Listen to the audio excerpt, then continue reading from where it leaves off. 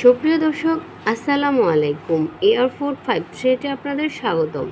আজকে আমি তৈরি করব পটলের খোসার ভর্তা। পটলের খোসায় কিন্তু ভালো খাদ্যগুণ থাকে, তাই যখনই বাসায় পটলের কিছু তৈরি করা হয় আমি এর খোসাগুলো ফেলে না দিয়ে এভাবে ভর্তা তৈরি করে নিই। সেই অভিজ্ঞতা থেকেই রেসিপিটি আপনাদের সাথে শেয়ার করলাম। আশা করি আপনাদের ভালো লাগবে। যদি রেসিপিটি ভালো লাগে তাহলে আমার চ্যানেলটি অবশ্যই সাবস্ক্রাইব করে দেবেন এবং পাশে থাকা বেল বাটনটি ক্লিক করে দেবেন। তো খোসার ভর্তা তৈরির জন্য আমি প্রথমে পটল থেকে খোসাগুলো ছাড়িয়ে ধুয়ে নিয়েছি। এখন এগুলোকে তেলের মধ্যে ভেজে নিচ্ছি। এখানে আমার প্যানে আগে থেকেই তেল গরম ছিল।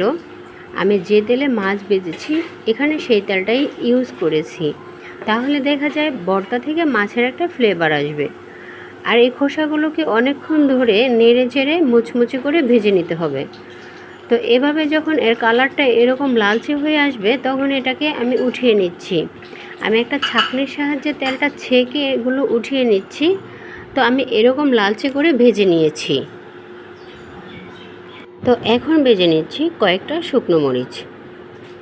আপনারা চাইলে কিন্তু এই খোসার ভর্তাটা সিদ্ধ করেও করতে পারেন। তো কিভাবে সিদ্ধ করে খোসার ভর্তা করা যায় সেরকম একটি ভিডিও আমি পরে আমার চ্যানেলে শেয়ার করে দেব।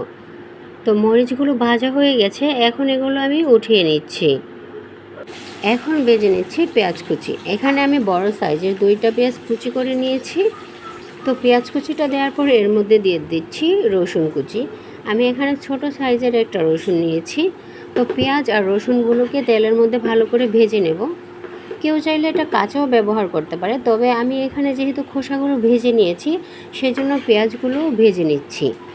তো এভাবে নেড়ে ছেড়ে পেঁয়াজগুলোকে লালচে লালচে করে ভেজে নেব।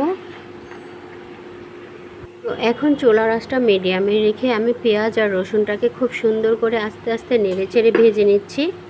আমি এগুলো প্রায় বেরেস্তার মতো করে ভেজে নিচ্ছি। তো এ পর্যায়ে আমার ভাজা হয়ে এসছে। এখন এগুলো আমি প্যান থেকে উঠিয়ে নিচ্ছি।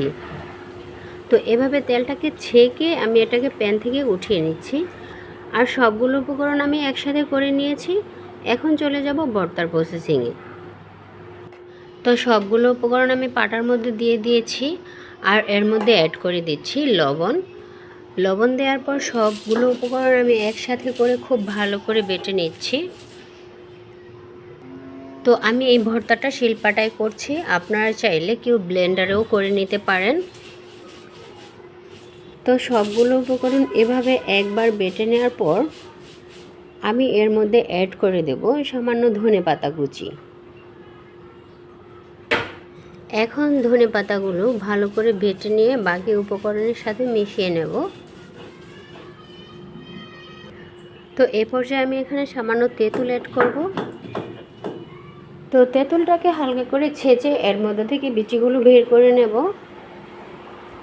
তো এভাবে বিচিগুলো বের করে নেওয়ার পর সবগুলো উপকরণকে আবার একসাথে খুব ভালো করে মিশিয়ে নেব। তো এগুলোকে এখন আমি আবার বেটে নিচ্ছি।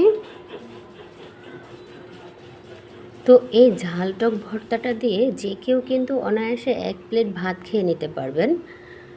তো আপনারা এই ভর্তাটা বাসায় ট্রাই করবেন। আর যদি আপনাদের ভালো লাগে তাহলে আমার ভিডিওতে লাইক দিবেন, সাথে কমেন্ট করে জানাবেন এবং বন্ধুদের সাথে শেয়ার করে দেবেন। তো এরই মধ্যে তৈরি হয়ে গেল আমার ঝাল টক পটলের খোসার ভর্তা। আজ এ পর্যন্তই। সবাই ভালো থাকবেন। আল্লাহ হাফেজ।